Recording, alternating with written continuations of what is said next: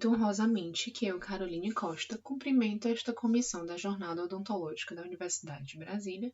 e aqui estou para apresentar a pesquisa científica que tem como título Cinesiofobia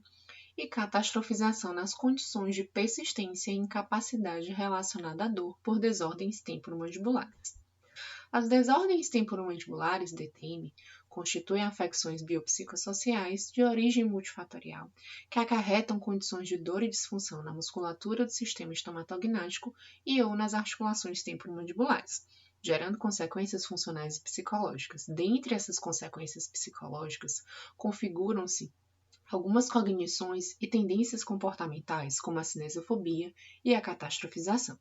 Cinesiofobia ela faz referência ao medo excessivo, irracional e debilitante do movimento e tem sido associada como um preditor da incapacidade e dor em DTM. Já a catastrofização refere-se à preocupação excessiva e foco nos aspectos negativos da situação de dor, de modo que influencia a habilidade do indivíduo a lidar com sua dor e assim determina o quanto esse mesmo indivíduo vai se tornar incapacitado diante de uma situação de dor. Assim, os objetivos desse estudo são correlacionar os índices de cinesiofobia e de catastrofização em indivíduos diagnosticados com DTM pelo DCIT-MD e que apresentam dor, avaliar o grau de cinesiofobia e de pensamento catastrófico nesses indivíduos de acordo com os tipos de DTM, DTM muscular, DTM articular e DTM muscular e articular, isto é, quando ambos os tipos de DTM são verificados no mesmo diagnóstico, e avaliar a possível influência na persistência da dor e no desenvolvimento de condições de incapacidade associadas à dor por DTM. Esse estudo ele foi submetido e aprovado pelo Comitê de Ética em Pesquisa da Faculdade de São Leopoldo Mandic e todos os indivíduos que fizeram parte do mesmo foram previamente orientados e esclarecidos e prosseguiram com a assinatura do termo de consentimento livre esclarecido. A amostra desse estudo configura-se de 117 indivíduos, maiores de 18 anos, de ambos os gêneros, diagnosticados com um ou mais subtipos de DTM pelo DCIT-MD com queixa de dor. Após a aplicação do DCIT-MD e esses indivíduos terem seu diagnóstico de DTM, todos esses indivíduos foram submetidos aos seguintes instrumentos: o inventário sociodemográfico e clínico, de autoria desta pesquisadora, que contempla informações e dados sociodemográficos e algumas informações a respeito da condição de dor por DTM desses indivíduos, além de que era um instrumento onde eram catalogados as informações do DC com relação ao diagnóstico.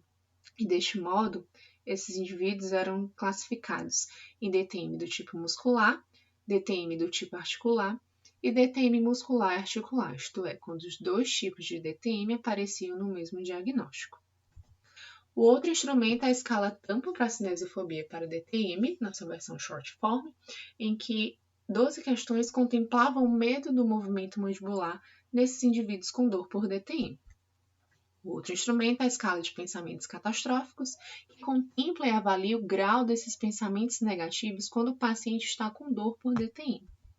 Outro instrumento é a escala gradual de dor crônica, que inclusive faz parte do eixo 2 do DCIT-MD e que contempla informações, questionamentos que, após um cálculo matemático específico dessa escala, vai nos fornecer informações a respeito da persistência, do grau de interferência e da incapacidade que essa dor por DTM acarreta na vida dos indivíduos. Após a análise estatística, verificou-se que, ao analisar os scores da escala Tampa, que mensura a cinesiofobia, e a escala do pensamento catastrófico, verificou-se uma correlação positiva, uma vez que, à medida que se aumentavam os scores de cinesiofobia, também aumentavam os scores de catastrofização. Deste modo, há uma tendência da cinesiofobia caminhar no mesmo sentido do pensamento catastrófico, o que vai refletir as proposições do modelo medo-evitação, que foi proposto por Letten e colaboradores na década de 80 para explicar esse fenômeno. Uma vez que, no caso dos pacientes com DTM, tem um movimento fisiológico previamente neutro, no caso a abertura bucal, ele for desencadeante de dor, ou seja, se o indivíduo viveu uma experiência de dor diante desse movimento, na presença de cognições negativas como a catastrofização e a cinesiofobia, esse indivíduo ele vai recair em uma condição de incapacidade que, por sua vez, vai retroalimentar esse ciclo de dor. Quando se avaliou os índices de cinesiofobia, pensamento catastrófico e intensidade e incapacidade da dor através da escala gradual de dor crônica, não foi observada diferença significativa entre os tipos de DTM quanto à cinesiofobia, quanto ao pensamento catastrófico e à intensidade da dor. No entanto, a incapacidade relacionada à dor ela foi significativamente maior nos diagnósticos de DTM muscular e no diagnóstico de DTM muscular e articular, de modo que a incapacidade nos indivíduos em que tinham subtipo DTM muscular no seu diagnóstico, eles recaem nessa condição de incapacidade que reverbera no modelo medo-evitação. A maioria dos indivíduos desse estudo apresentou dor persistente, de alta intensidade e de baixa interferência.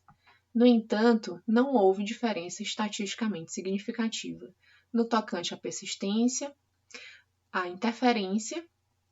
e ao grau de intensidade diante dos tipos de DTM.